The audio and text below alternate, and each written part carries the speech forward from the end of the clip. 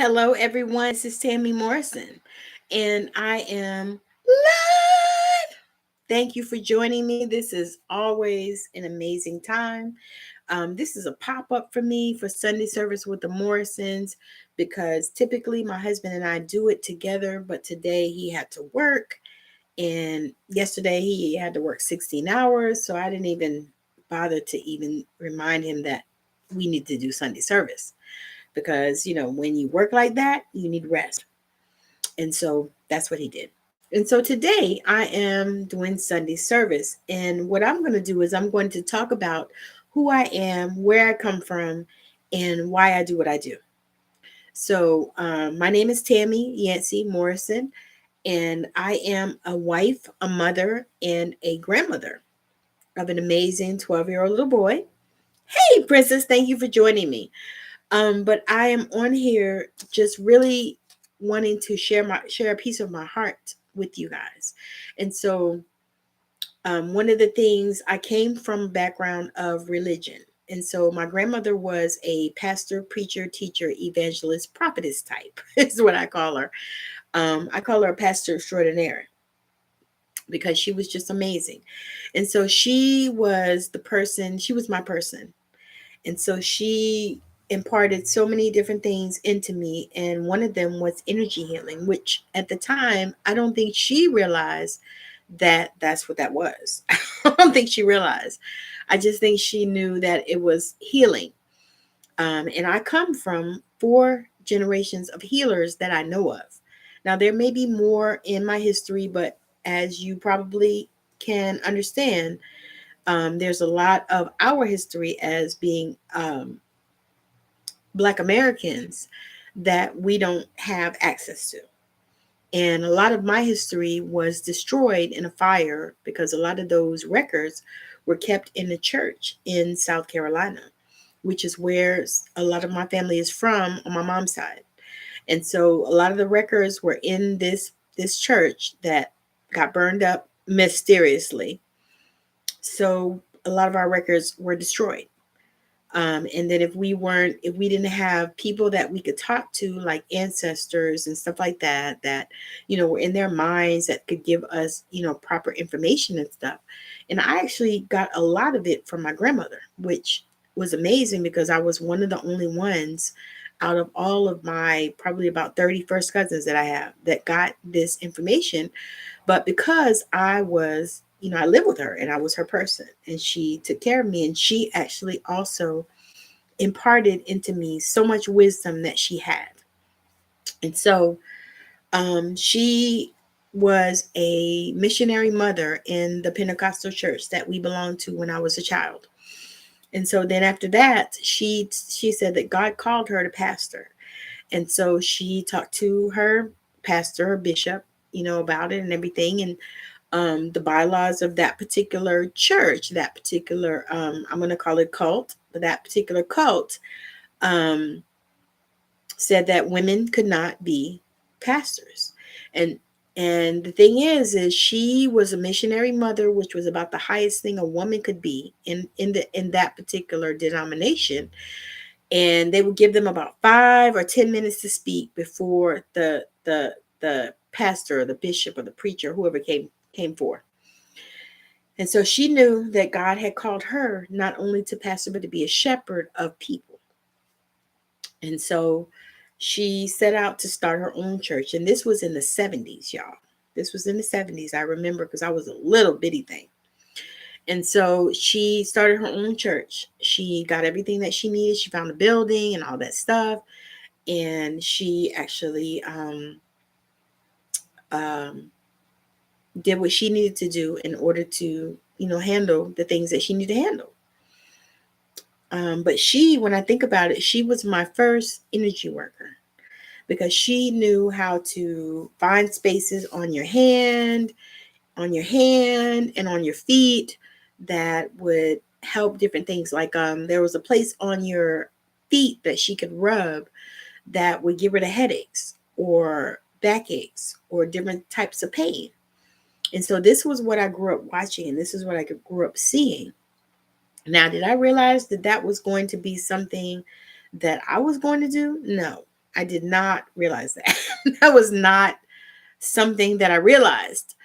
And I struggled with it for decades. I knew that I was supposed to be in this particular area where I was supposed to help people heal, but I ran from it for decades. I did. I ran from it. I knew that that was what I was supposed to be because I actually went to ministry school myself. And so I thought maybe that was what I was supposed to do. And I kept wondering if I was supposed to pastor and all that stuff, but I really don't have the temperament for that. So I knew that that was nothing I could do, because people start getting on my nerves, so I was like, that's not what I need to do. And so I ran.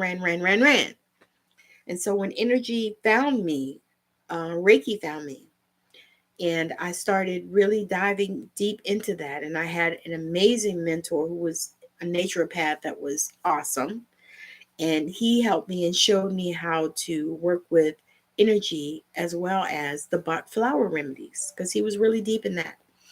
And so he taught me all that pretty much he knew about those remedies and how to help people using the remedies. And so that's something that I have picked back up and decided that, it's what I need to do. It's what I need to incorporate into my work.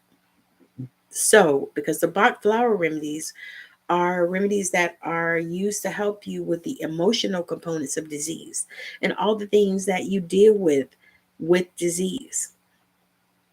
Because the thing is when we look at the root of disease and we look at the root of some of the things that we deal with, like autoimmune diseases and cancer and diabetes and IBS and all these things, many of those things are due to anxiety and trauma in our life. So we can deal with the anxiety and the depression and the trauma and all of these type of issues, then we can most probably heal many of the conditions that people have. And so that is what that is where I come from. And that is my background. And so I have taken many courses. I'm a Reiki master. I'm certified in Theta healing, which really are all energy healing methodologies. I'm also certified I'm a radical guide DNA activation advanced practitioner. I'm also a sacred soul alignment advanced practitioner. And all of these things require the energy. Now, they all work in different ways. And so what I do is I typically will combine many of them in order to help my clients to get to the place that they need to get to. And a lot of times it is because they don't love themselves. So I show them a lot of love, and I actually feel like, I care for them. And that is what I try to do with my clients. So I make sure that they feel loved because it's what I wanted. I wanted to feel loved, and there was nobody really for me. And so I feel like I am the person that I wish would have been there for me. Because when I started going through all of these transformations, my grandmother had transitioned. She had already passed on. And I missed her so much. I still do. I talk to her pretty much every day because she was my person. Yeah. However, I know that this is the place that I am supposed to be. And I had a really good friend to share with me on yesterday. Yeah, it was yesterday that I was holding back. And so I decided to come on here and just share with you guys, why I'm holding back. And I, to be honest with you, I did not realize. I love you too, Miss Girl. We have to catch up again this time. This is my sister. We catch up periodically, and it's probably time for us to catch up again. But yeah, so I just have this deep, wanting to help people to really be the best version of themselves. And that is one of the things that's close to my heart, because I have felt at times when, there was nobody for me. I love her. I love you, girl. I love you. But I felt that there were many times where there was nobody for me. Nobody. And I just was like, okay, this is what I got to do. And so I don't want anybody else to feel that way. And I used to say that I work with women, but to be perfectly honest, I work with men as well. So if there are men out there that want to become the best version of themselves and they want to talk about it and they want me to share my energy with them and begin to actually do the things that I do, which, to be honest with you, I have not learned anything about the things that I do and that I'm able to help people with. It's something that is deep within me, something that I have known, something that I am, and something that I have been for many, many lifetimes. And so once I realized that and I began to come into that place, and y'all, I put this hair up because, it gets a little bit irritating, but I put it up, but I don't know what I did with my little thing that I put it up with. So we're going to have to deal with it right now. But yeah, so it's a place, that I truly believe that we can all get to, because so many times, we deal with so many limiting beliefs and so many things that we have learned as children that really don't mean a damn thing, to be honest with you. And so many things that people have told us based on the limiting beliefs that they knew and that they learned, and I'm speaking especially to us people that were born here that are of African descent, because a lot of us have so many limiting beliefs based on the things that people have told us, that our parents, and they told us these things, and our grandparents and our great grandparents, they told us these things to protect us, to keep us safe. However, it's time to let that shit go. It's time to not be in that place of safety as far as not speaking your truth and not being who you are. Because so many times we put that stuff down and we are not who we are, and we don't speak up and we hold back. And so I am saying this today because I actually got this word yesterday from a beautiful, beautiful friend. And she said, you're holding back. And of course, at that time, I kind of did know. I didn't really know, but I kind of did know because my mother actually said that to me one day, which I thought was amazing, you know. But like I said, my mother has been super supportive of this journey that I'm on.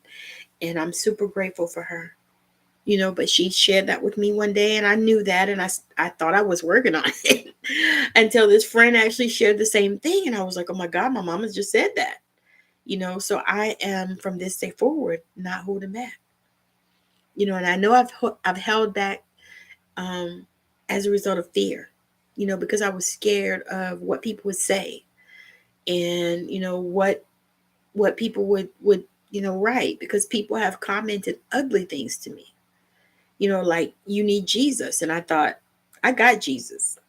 You need Jesus, because apparently you don't realize and know that Jesus is love. But these are some of the things that people have said to me, and commented. And I know that social media is a place where people hide, so they probably would never say that to my face. No, they wouldn't. But they say it in social media. I've had people come on my YouTube channel and say crazy shit. And I'm like, no, I love Jesus and I love God. God is my dude. Jesus is my man. But the thing is I do not believe in religion, and I will not deal with that, because that right there is manipulation. And,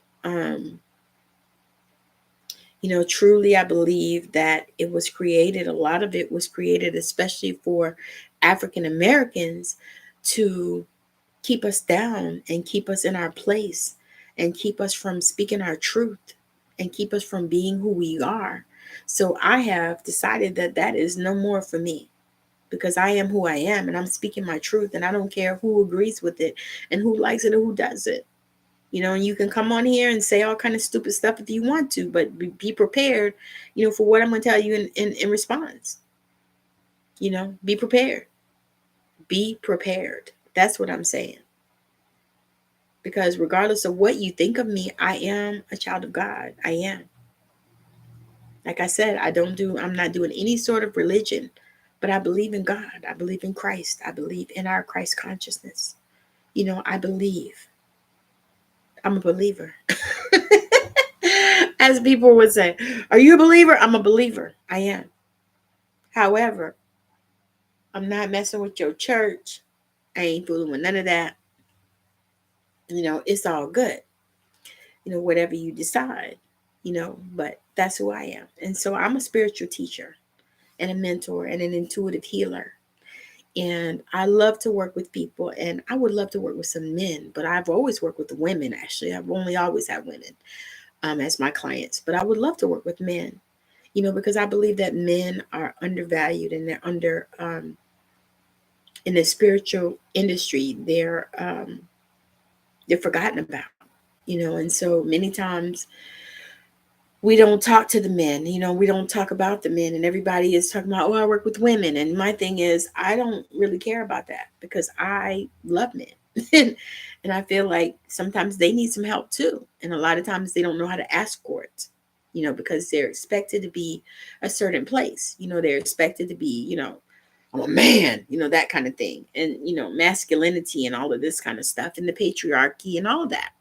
However, I know that they have issues too, and they need help as well, because men are dying from crazy things too. I think about Chadwick Boseman. He died of colon cancer. Who dies of colon cancer in this time? Because when you catch it early, but the thing is, they're not, he was young when he died, like 44, 45, something like that. So typically they don't even recommend colonoscopies until you're 50. But if you're having other issues, you know what I mean? And so I think about that, because I think that maybe if he had had somebody working with him on an energetic level, that maybe he would still be with us, and so I think about that and I consider that. And so that is one of the reasons why I've come up with that. And so one of the things that I'm offering at this time, I'm offering Bach flower remedies sessions. And so I want to work with you to create a remedy for you that will help you to get rid of these emotional components of the disease so that you don't get the disease. Now, if you have already gotten it, that's a whole different thing. We can still work with it. But before anything comes up for you, because for me, I just don't believe that I can have any of those things. But that's my belief. That's not yours or anybody else's. That's what I believe. Because my doctor told me that I was pre-diabetic, and I told her, hell no, I wasn't. And I was serious. No, I'm not. I am not. I refuse to accept it. I will not believe it, and it's not a case. Now, what I did do was I did start eating more fruits and vegetables, and I did cut back on my sugar intake and stuff like that. So those are practical things that I did do as a result of her telling me that.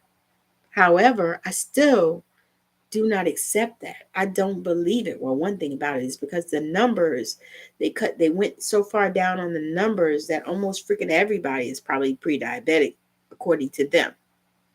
Because the numbers used to be higher. I remember because I was in the medical field for 33 years. So I seen how the numbers went down, in what they call pre-diabetic or diabetic and all this kind of stuff as far as your A1C. And so I was like, no, I'm not. I don't even believe in it. And I refuse to accept it, and I will not. However, I will take steps that I need to take in order to improve my health, in ways that I can. So that's another thing, that might have been something for me to really focus on improving my health, because I plan to live till I'm 100, and I plan to live in my own right mind and all of that stuff. I don't plan to have dementia, none of that other stuff, because I'm not dealing with that. I'm not. I want to be one of those people that when I decide to die, when it's time for me to go, then I just go. I don't want to be one of these people that is worrying, out of my mind and all this stuff and that's not what I'm going to do. So I've set that intention. And to be honest, we can all set that intention. We do not have to, live like you see people. Like I've worked in facilities and nursing homes and memory care, not long because I couldn't hardly tolerate that. But memory care, I've worked in a few of those places and I've worked with a lot of those people that have memory issues and different things. And so for me, it's just not something I'm going to accept. I'm just not. I just really decided that can't be my life. Can't do it. Not doing it. And you can choose to accept that as well. You can choose to say, I'm not going to do this. This is not for me. Maybe it's for other people or whatever. I don't care. Whatever it is you decide for your life, because for my life, that can't be for me. But I have decided, I've taken these steps and said, okay, this is who I am. I am a spiritual teacher, mentor, and intuitive healer. I also am an author. I'm also a transformational speaker. And I'm open to collaboration. So if anybody is watching this and wants to collaborate, I'm open to collaboration. And don't come at me crazy because I'm not putting up with that. I'm boundaries. Because I have a sweet spirit. I'm a really nice person. And so people, think they want to come and take advantage of me, but that's not going to be the case. No, boundaries. But I'm open to collaboration, and I'm looking for, people. I would love to for somebody to turn my book into a movie. Where's my book? Oh, here it is. So this is my book. In case you guys have not read it or have not seen it, this is my book, Walking Away, Winning the War Against Shame, Abuse, AIDS, and Abandonment. And that is me. So if you guys have not seen it, have not heard of it, that is it. You can get it on Amazon, or you can reach out to me and you can get a signed copy, because I have copies just like this one to sign for you. And it's one of those books that it's going to be amazing to read. Pretty much everybody that has read it has told me that they had to read it in a day because they couldn't put it down, which is always good.